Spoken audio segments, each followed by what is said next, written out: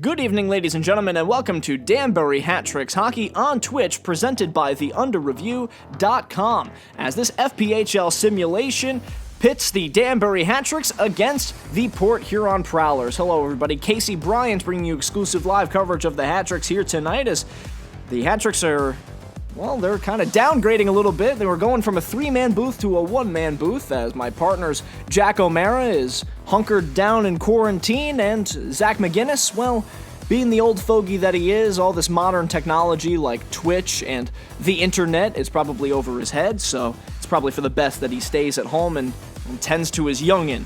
So we wish those two all the best, and we'll try to do the best we can flying solo here tonight. The Danbury Hat Tricks are taking on a team that they have not seen since opening weekend. October 25th and 26th was the last time these two teams squared off against one another, and that opening weekend was a very even one. Back and forth, 2 overtime games, 2 overtime losses for the Danbury Hat Tricks. Nick Niedert was in goal for that opening night contest, and Tom McGuckin was in net for the second. And this is a very different Danbury Hat Tricks squad as compared to that opening weekend, as many new faces have joined them along the way. Carter Shinkarik, Shane Morrissey, a lot of new faces that have come in and become impact players for the Danbury Hat Tricks. So that, coupled with the fact that you remove the human element and instead present an elaborate series of ones and zeros, will likely make this a very back and forth, even unpredictable contest. As countering for the Port Huron Prowlers is the man in goal, Blake Scott. A 12-0-0 record here for the FPHL season, a 274 goals against average, a 934 save percentage, 9-0 as a member of the Port Huron Prowlers, was acquired mid-season from the Watertown Wolves. This is a tremendous acquisition for the Port Huron Prowlers and will likely be a major headache for the Danbury Hat Tricks tonight. We're getting set for the virtual puck drop. We're going to turn you right over to Danbury Arena. Stay tuned for the first period of Danbury Hat Tricks hockey. Back now for the start of Danbury Hat Tricks hockey here at Danbury Arena, which has clearly undergone a few renovations. You know, they decided to clean the place up a little bit here for this matchup. Decided to let a few more people in than is customary. Probably a fire hazard, as the capacity for Danbury Arena is really only about 3,000, 3,500 if you're pushing it. But they decided to let a few extra faces in. Why not? I mean, this is the FPHL. Why turn away ticket money when you can get it? So the Danbury Hat Tricks will be skating from right to left on in their traditional home blacks with orange and white trim. The Port Huron Prowlers, meanwhile, will be wearing their road whites with the black and red checkerboard design going up and down their sleeves, as Federley holds over by the Hat Tricks bench, takes a hit, and in come the Prowlers as Graham spins away. Young now over on the back end, over to Federley on the left side, enters in on Atwell. Spins it back, gets it back to the point. Long shot is blocked in front by Nicola Levesque, and he carries it ahead on the right wing. Waits for reinforcements to join him. He's got Shinkarik behind him, drags the toe, back pass to Atwell. Atwell with a long shot that is stopped by Scott. Atwell, who has miraculously learned how to stick handle on the right side. Normally a left-handed shot, but apparently this quarantine got him a little bored and decided that, you know what, he wanted to try to learn how to do things with the right hand. You know, Billy Wagner has a very similar story, as McGuckin stops that one. Billy Wagner, when he broke his arm as a kid, decided, why not? I'm going to learn how to throw lefty. And, well, the rest is history for Mr. Wagner. Billy Wagner had himself a borderline Hall of Fame career as a reliever. Some would argue a Hall of Fame career, I myself being among them. Pace Jr. gets it back out to Vertianen at the high slot, crosses over to Parsons as Johnny Ruiz throws a stick check on him, knocks the puck away. Back over to Phil Bronner, who slides it over to the left side and carried up by Morrissey. Morrissey enters in, flicks it off the glass. Wonky angle off the stick into the glass. Weird physics coming off the stick of that, but nevertheless, carrying it up the ice come the Port Huron Prowlers. They dump it in deep. Cruz Listmayer is back to retrieve for the Hat Tricks. Quickly up to Bronner, who carries it ahead on the right wing. Bronner has Morrissey with him. Oh, and Bronner is brought down to his knees by Vertianen, almost like some sort of virtual wall bringing him down. His forward progress was completely impeded on that play. Carrying it back in are the Prowlers as a quick snapshot is snatched out of the air by McGuckin, and he holds. And Steve Brown planting himself in front of McGuckin and knocking away a Port Huron Prowler, making sure there are no extracurricular activities. Tom McGuckin sporting a nice little orange and black decoration on his pillows. Clearly got something done over at the West Coast Sports Shop. Taking a page out of his battery mate Nick Niedert's book. Nick Niedert, normally the one with the colorful pads, has himself a black, orange, and white set, and going back to the days of the Danbury Titans, had himself a neon green set, as there's a shot that's blockered away over into the far side corner as Axel Kanich plays it out towards the slot. A backhander, and they score! Portillo gets the Port Huron Prowlers on the board. It's 1-0. And Justin Portillo will get the primary assist from Zolkanic. Zolkanic received the puck in the corner and a pass that just sends it out in between the hash marks, and that backhander beats McGuckin low blocker side. McGuckin out a little further than he normally is. McGuckin, a smaller goaltender, but still likes to play kind of along that goal line, a very Henrik Lundqvistian style. Takes a step out, overcommits on the shot a bit, leaves that short side open, and Portillo is able to bury it. Portillo over to Zolkanic once more. Zolkanic into the corner, feeds it out to the slot again, and they score! Portillo again! The same play, but a mirror reversed image, as this time it was the near side corner to the slot. Zolkanic again with a nice little feed out to Portillo. And that goes right by the stick of Kenny Garrett. You can see him slam his stick on the ice in frustration, and I don't blame him, as Kenny Garrett was spun around like a revolving door in front of Tom McGuckin.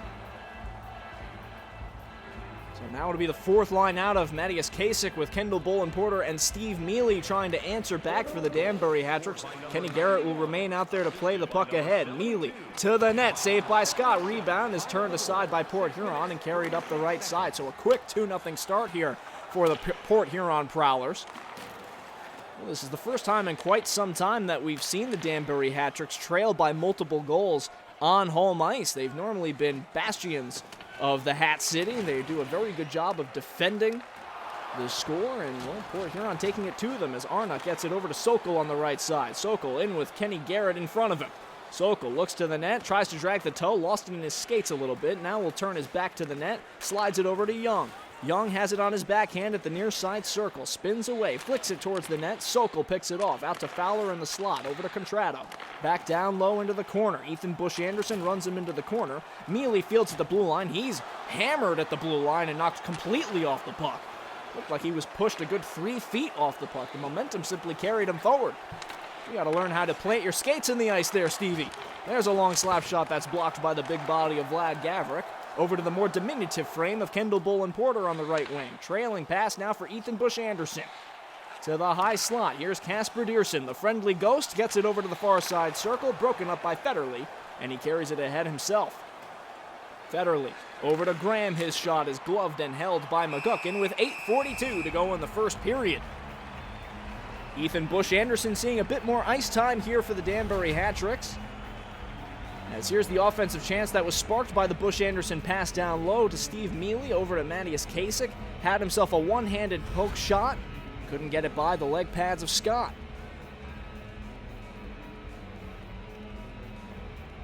Now a face-off win by the Port Huron Prowlers. Over to the near side circle. Vertianen plays pitch and catch along the boards. Gets it over to Parsons at the far side point. Vertianen a long shot that's seen and held by McGuckin, and we get a quick whistle as we get a pair of players squaring up, and away they go. Here go Vertianen and Anderson, as Anderson and Vertianen still not fully engaged, throwing a couple of jabs and straights at each other. Now they'll get tangled up. They exchange a couple of uppercuts. Vertianen gets an uppercut to the chin of Anderson. Anderson swings a mighty right hook, gets brought down to the ice, pops back up to his feet. Vertianen and Anderson chucking some knucks. Still getting tied up. Anderson throws a couple of left-handed jabs and an uppercut to the chin, and down goes Anderson. Vertianen fires up the crowd as he drops Anderson like a bad habit. Take another look here as how this started. Anderson comes over and throws a cross-check to Vertianen. He answers the call, and Vertianen with that heavy right hand. And you can see Vertianen fired up. Vertianen in dire need of some shampoo and conditioner for those pixely-looking locks. Nevertheless, 8:06 to go in the first period. 2-0 is your score in favor of Port Huron. Up on the right side, here's Shinkarik. Loops it around the perimeter of the boards, intended for Gordy Bunnell. It will instead be taken by Zolkanic. Zolkanic already has a pair of assists. Over to Portillo, who has a pair of goals. He sends that one right into the pads of Tom McGuckin, and he holds. Crowd still clearly riled up from the fight from Corey Anderson. You do notice that Section 102 loves the physicality here in Danbury. And Section 102 seems to have multiplied into 3 different tiers of seating here in Danbury Arena. Well, clearly Diamond Hospitality Group looked around at some of the other renovations that were going on in the arena. They threw in a bar in the main concourse area. They threw in an axe-throwing lounge on the second deck, and well, clearly they saw all that. They saw the success they were having and figured, why not? Let's throw in, give or take 15,000 more seats. Well, it looks pretty darn good, if I do say so myself. Wonder how they managed to fit that in the otherwise cramped downtown area of Danbury, but somehow they made it work. Wardy Bunnell carries it in on the left side, has a couple of bodies harassing him from behind. Now over to Dalton Jay, who quickly gets it back over to Parsons. Parsons skates in with Listmayer in front of him. Over to Federle. Federle able to deke around Aaron Atwell. His shot is fought off by McGuckin. Atwell will carry it ahead. Dalton Jay now over by the Hat-Tricks bench. Gets run into from behind. Quick passing. Federle to Jay. Back to Federle. Jay had a look to the net there and instead elected to pass it to Federle, who wasn't even facing the net. An interesting strategy. Ruiz carrying it ahead on the right side. Ruiz thinking about a wrist shot. Now sends one down low on Scott. Easy paddle save. Saw that one all the way. Well, it'll take a lot trickier shot than that for Johnny Ruiz to fool Scott, as here's a second look at the Aaron Atwell hit in the corner, as there's a shot that was steered aside by McGuckin in close. Hat-Tricks have to do a better job of protecting the house as they look to get on the board before the end of the first period. Face-off won by Port Huron. Carried ahead, a 3-on-2 developing if they hurry. Pace Jr. up to Nipper. Nipper looking for pace, can't connect. It's the coach of the Port Huron Prowlers looping around, searching for options, gets it over to Young, feeds the one-timer for Contralto, trickling on the goal line, and Aaron Atwell got a stick on it. Tom McGuckin had to reach behind him. He got a piece of that, but not enough. That was almost going to the back of the net, and Aaron Atwell, fortunately for him that he is a right-hander now, as he was able to get that on his forehand and tuck it underneath the pads of Tom McGuckin. Clearly that quarantine training of ambidextrousness paid off for Aaron Atwell. Here's Anderson taking a shot. That's a blocker save by Scott, and he holds. Anderson trying to pick that short side. Anderson back out on the ice after some physicality before, some Donnybrook, as almost engages again with the Port Huron Prowlers. Anderson does have a pretty healthy lead in penalty minutes for the Danbury Hat-Tricks. He's no stranger to the sin bin, as it would be Dearson, Anderson, and Gavrick out against Zolkanich, Portillo, and Robertson. Face-off won by the Hat-Tricks. Kenny Garrett with a shot that's blocked in front. Out to the far side point, Zolkanich will pick it up for Port Huron as we've reached the final minute of play here in the first. Long shot is gloved down by McGuckin, and he'll hold as Martin Tuma will clear the crease. Port Huron doing a very good job of being opportunistic here in this game against the Danbury Hat-Tricks. The Hat-Tricks being limited really to the outside as a long shot seen all the way by Scott. Now it looked like it was going well wide anyway off the stick of Kenny Garrett. It'll be the third line once more as the two Manhattanville boys and Corey Anderson and Casper Dearson will be joined by Vladislav Gavrick back at the wing after spending much of the season on the blue line. Here's Tuma, staple gunned along the boards, gets it over to Dearson. Dearson flicks it out to Anderson, who will skate it ahead. One last shot attempt if he hurries. Anderson stops short, gets it out to the slot. Dearson's chance is gloved out of the air by Scott. That'll just about do it for the first. There will be the formality of one quick face-off over to Scott's flank. It will be to his left. Kasich in the dot. Will have to flip it right towards the net off the face-off. Fowler countering for the Port Huron Prowlers. Puck is dropped, and that'll do it for the first. A 2-0 commanding lead for the Port Huron Prowlers as Zolkanich and Portillo, the tag team, doing damage against the Danbury Hat-Tricks. A difficult first period for Billy McCreary and company, but there's still plenty of hockey left to be played. You're watching the Danbury Hat-Tricks and Port Huron Prowlers, presented by theunderreview.com here on twitch.tv. Stay tuned for the start of the second period.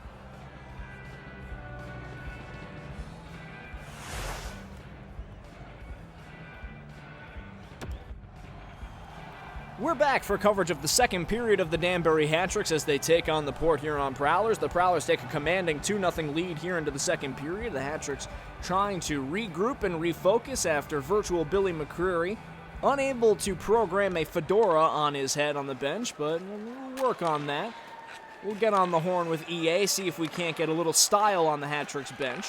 Usually a lot more drip for the Danbury Hat-Tricks as Bunnell gets it down low to Ethan Bush-Anderson, trying to wire it across to Shinkarik. Now back out to Bush-Anderson. Hat-Tricks have to start facing the net. Now they do, as Ethan Bush-Anderson playing pitch and catch quickly with Gordy Bunnell. Now to Shinkarik, to Bush-Anderson, the former member of the Battle Creek Rumblebees, as that long shot is blocked and eventually covered up by Scott. Bush-Anderson was acquired at the trade deadline for cash considerations from the Battle Creek Rumblebees. Probably thanking his lucky stars he got out of there, although the Battle Creek Rumblebees do have a simulated win here in the FPHL sim. That's how you know it's a computer game. Bronner gets it out to Steve Brown at the blue line, fumbles with it a bit, and it'll be poked out into the neutral zone by Pace. Now Morrissey picks up the loose puck. Morrissey slides it over to Johnny Ruiz, gets it down low to Morrissey. Now back out to Ruiz, to Bronner, fanned on the shot. It'll be taken now by Morrissey. Bronner over at the far side circle. Now down low again to the goal line, Morrissey. Listmayer gets it down low, and Hat-Tricks moving the puck quickly around, slinging it from stick to stick. What crisp tape-to-tape puck movement for the Danbury Hat-Tricks. They just can't seem to get square to Scott. They have too many bodies that are turning around and not facing the 6x4. Here's Moroso with a shot that's gloved out of the air and held by McGuckin. See, that's how it's done. The Port Huron Prowlers just enter in, take a shot, stay square to the netminder. The Hat-Tricks are really just focusing on their pass percentage right now.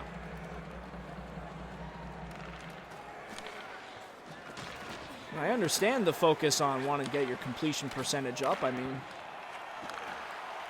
there comes a point where you got to get your shooting percentage up as well. Here's Gavrik entering in on the left side, getting it down low for Dearson. His shot is stopped and held by Scott. As Anderson once more comes together with a Prowler in front. We'll keep an eye on Corey Anderson for the remainder of the game. He is dubbed Scory Anderson in Danbury, but he does like to drop the gloves a bit as well. A bit of a two-way player in that regard, where he has the two things that Danbury fans love: a propensity to fight and a propensity to score. Face-off will be to the right of Scott. It'll be Dearson winning the draw. Back to Kenny Garrett. Over to Gavrik in the near side circle. Down low looking for Anderson. He fanned on the shot attempt, and that one gets covered up by Scott. Not sure if Anderson managed to get the toe of his stick on that one. We'll take another look, as here's the pass that was down low, and yes, indeed, it looked like Anderson was able to chip it towards that right leg pad, and what a stop there by Scott as he's able to hold on to the goal line there. Once more the faceoff to the right as Portillo and Dearson come together in the dot. Just over 5 minutes gone by in the second period. Faceoff is won by Port Huron, and here comes Zulkanich with room to maneuver. Entering in, back over to Robertson, dragging the toe. His shot is held all the way by McGuckin. Robertson, who had a hat trick on the October 26th game against the Danbury Hat-Tricks, including the overtime winner.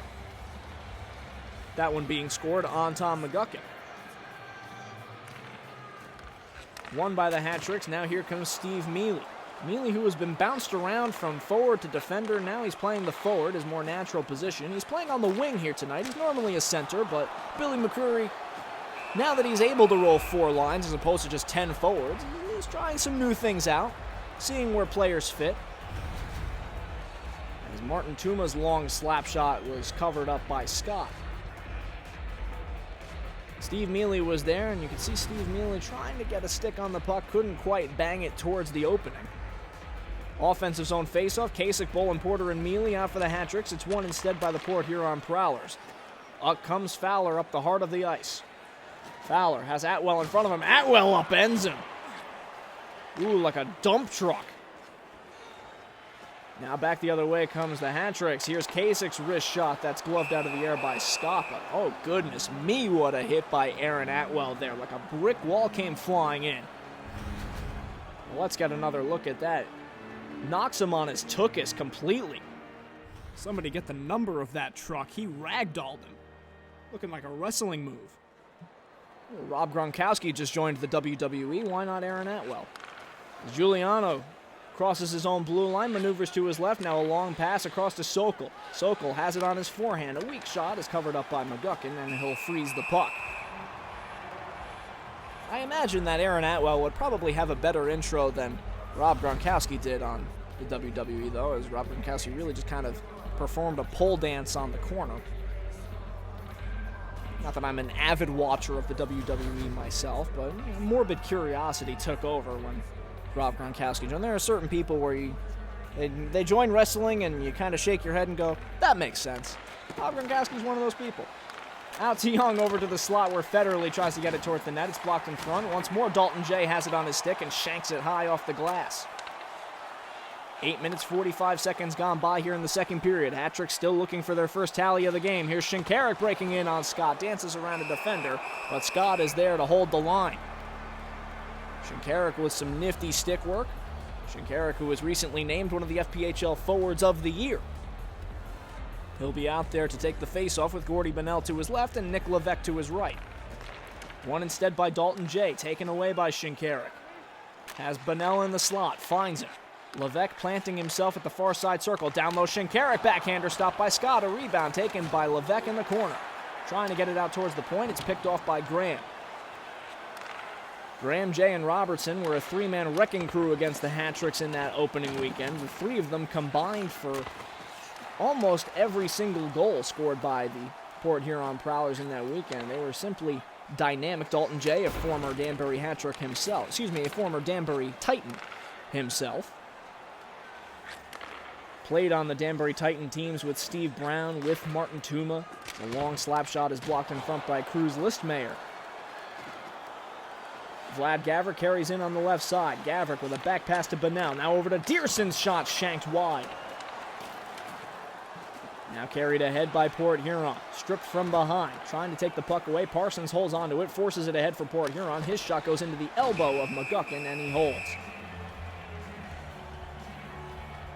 And what a stop there by McGuckin, but let's go back to that chance from Casper Dearson, as Dearson, looks like Scott just barely got a piece of that with the knob of his stick as he was in point blank, and you see the flex on the stick, and the Ghost comes away empty-handed, courtesy of another marvelous stop by Scott. He's been perfect so far.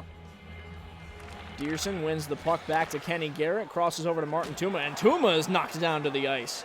Tuma, normally a pretty sturdy presence for the Hat-Tricks, and now this leads to a chance for the Prowlers down low, turned aside by McGuckin. He kicked that out with the leg pad. He bails out his defender, who made a rare gaffe. It will be carried out of danger by Corey Anderson, loses the handle on it. Arnott gets it up to Portillo. Portillo in on Tuma and Garrett. Another pass out in front, and that one's covered up by McGuckin, as it looked like that was Robertson in front, as McGuckin able to make another quality stop in down low. Let's go back to that chance here for Portillo on the doorstep. He was able to get a shot off that goes off the left skate blade of Tom McGuckin. He bails out his defender, Martin Tuma, who inexplicably went flying off that puck as if he had marionette strings on his back. Looking like he's in the NSYNC Bye Bye Bye music video. Over now to the far side circle. Shane Morrissey picks it up and gets it up to Bronner. Johnny Ruiz ahead with Phil Bronner. Ruiz switches places. Wrist shot that's stopped by Scott.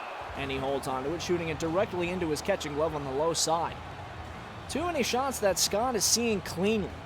You want to start to get traffic in front of the netminder, take his eyes away, or at the very least, in true NHL video game style, just try the cross-crease pass because that is a guaranteed goal.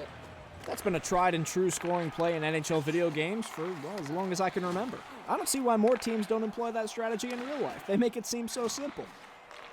Now Morrissey has it in the corner, looking for the setup in front, robbed by Scott!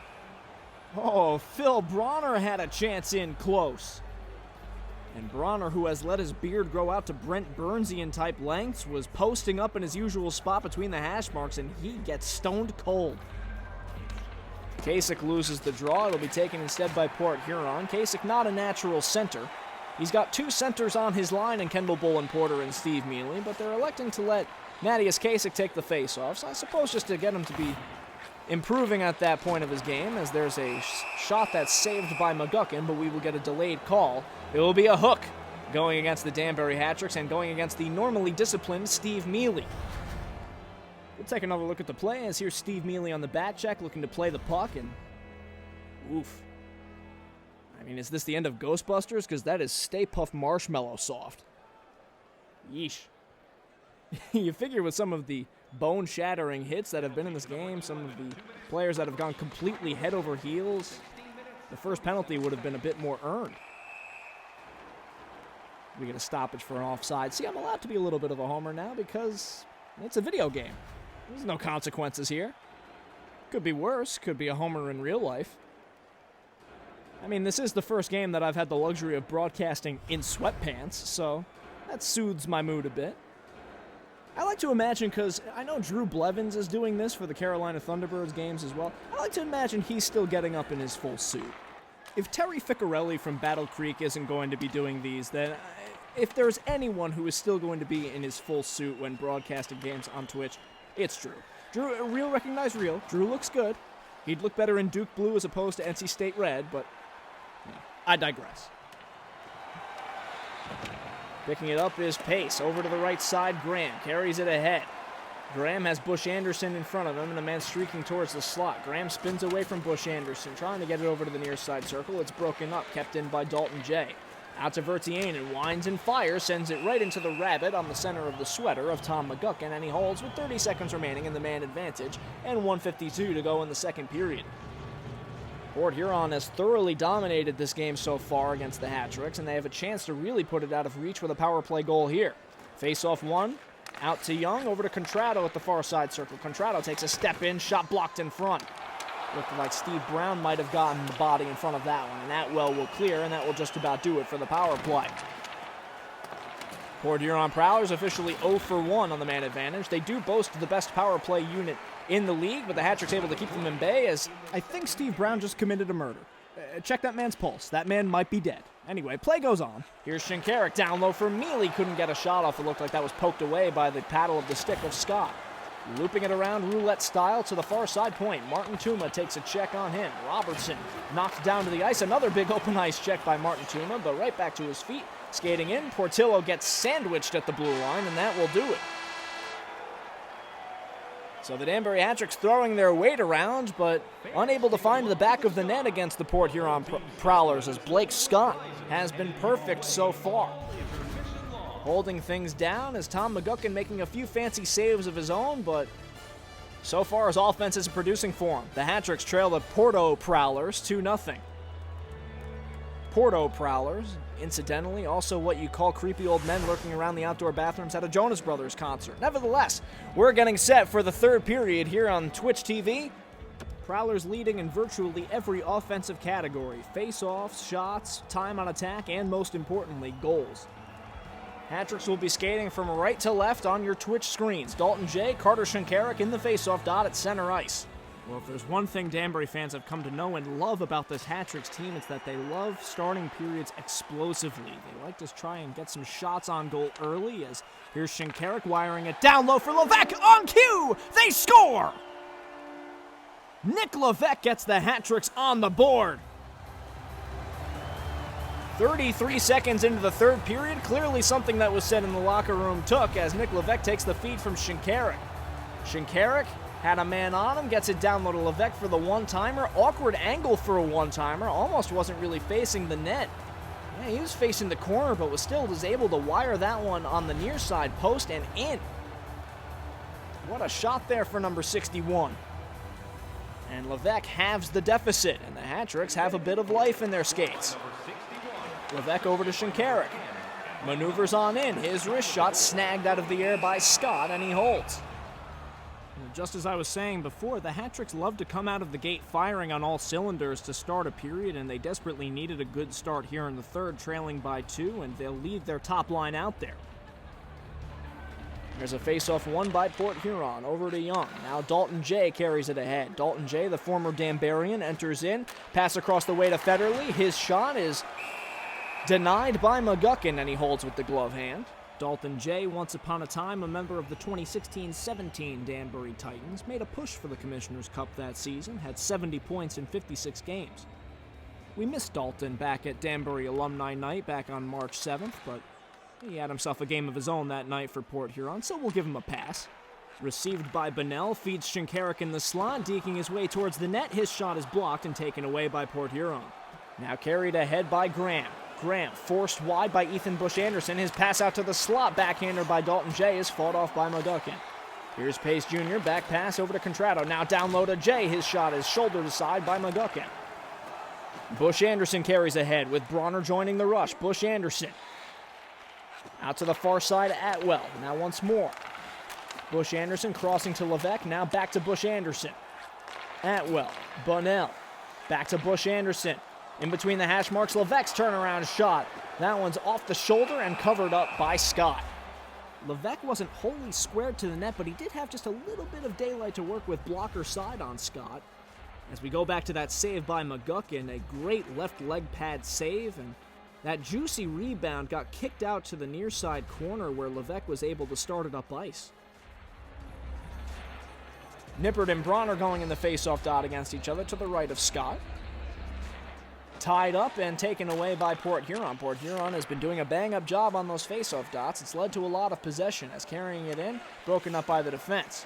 Behind the net, Moroso has two Port Huron Prowlers standing in front of the net. Kissing it off the glass into the corner. Nippert comes together with Steve Brown, feeds it out in front, and they score!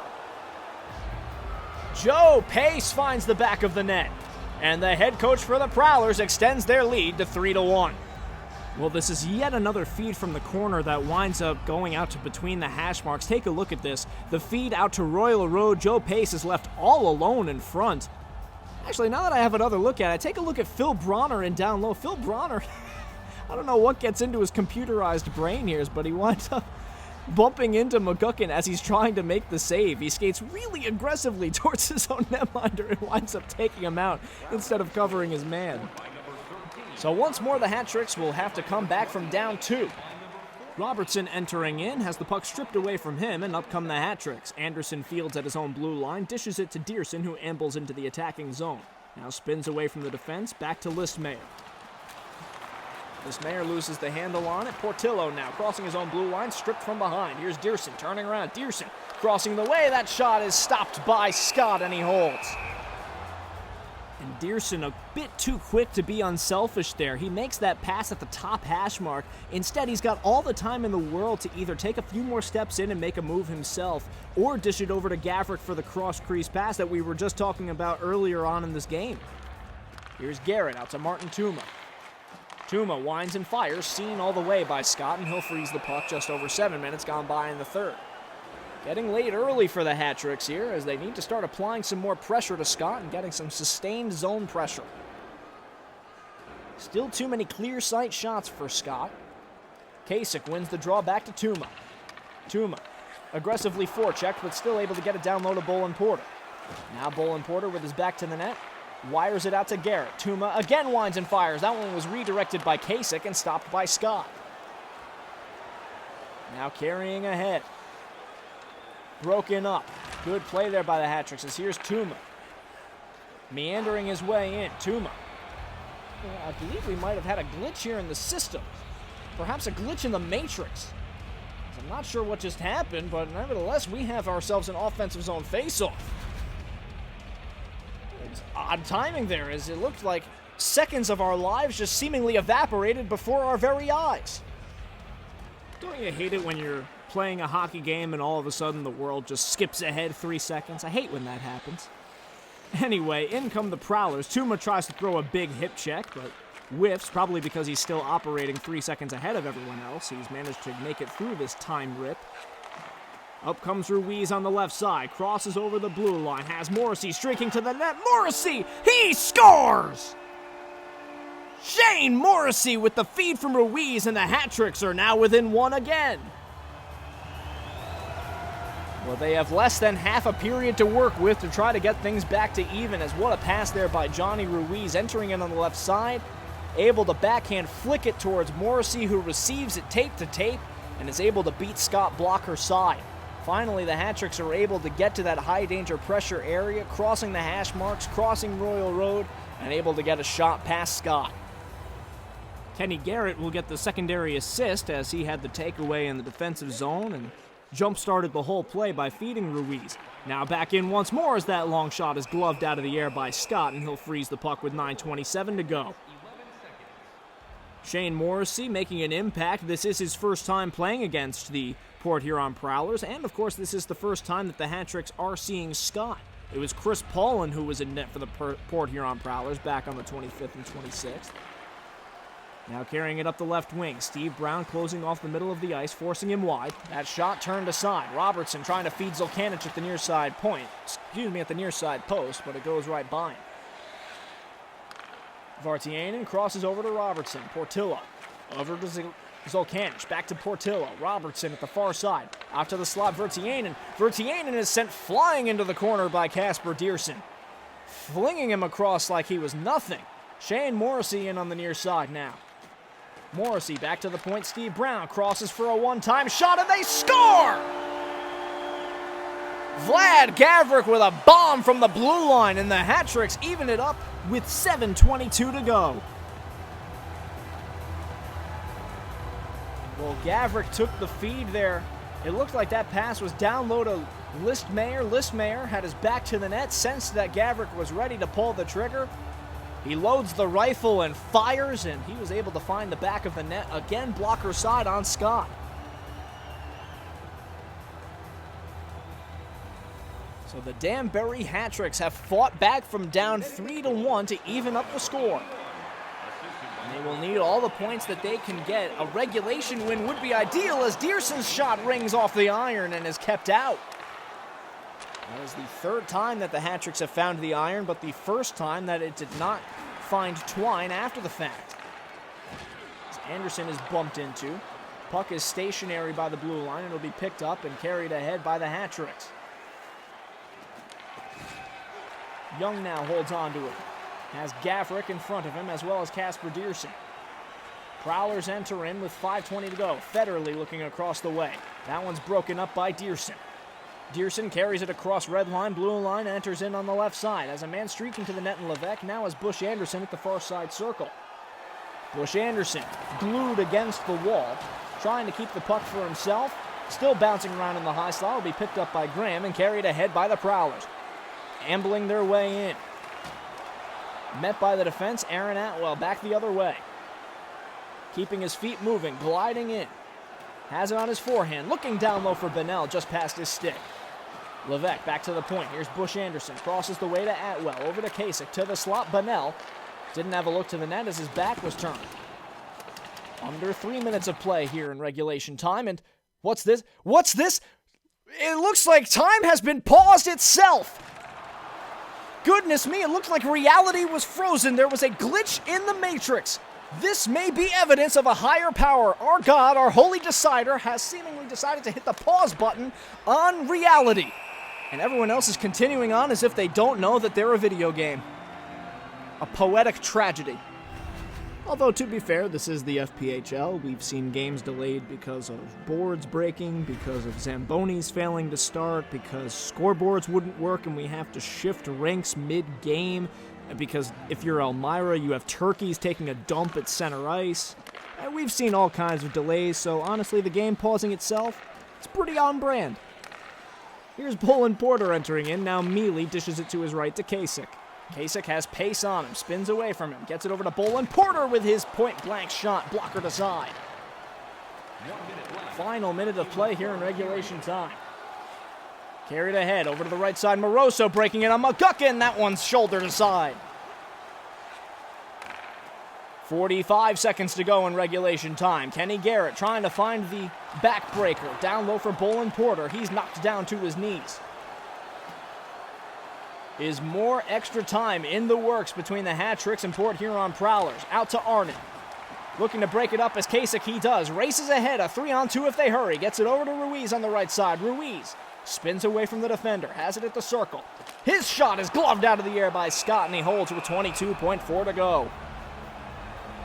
Oh, and Ruiz with a prime opportunity there. Hat-Tricks coming up against the gun, and what a breakaway stop there by McGuckin initially, though, as we get another look at him. Moroso has him short side. Looks like he still has a little bit of daylight to work with, but McGuckin with a great job of closing off that shot. Hat-Tricks need a face-off win in here in the offensive zone. Bronner against Portillo. It is won by Portillo, a crucial defensive zone win for the Prowlers. Here comes Zulkanich. Do they have the dagger in them in the waning moments of the third? Portillo back to Vartianen, takes a step in. Glove stop by McGuckin. And 11.1 ticks of the clock separate us from extra time for the third time this season between the Prowlers and Hat-Tricks. Fowler will take the draw for the Prowlers, trying to win it back to his defense. It'll instead be taken by the Hat-Tricks. Morrissey racing ahead. 5 seconds to go in the period. Morrissey over to Ruiz, looks to the net. That one stopped by Scott, and he holds with 1.3 to go. And plenty of hold-your-breath moments here in the final seconds of regulation as an exhausted Bronner, Morrissey, and Ruiz remain out there looking for one last shot off the draw. Tied up. A good play there by Fowler in the dot. And that will send us into overtime for the third time this season. The Hat-Tricks and Prowlers, in their third meeting, will once more need sudden death overtime to decide a winner.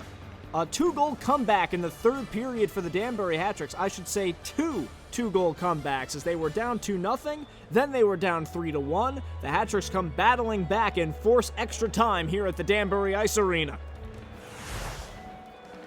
Shots are dead even at 29 apiece. Goals are dead even at 3. The Port Huron Prowlers spoiled opening weekend by taking both overtime games on Friday and Saturday night. Danbury Hat-Tricks looking to reverse their fortunes here tonight.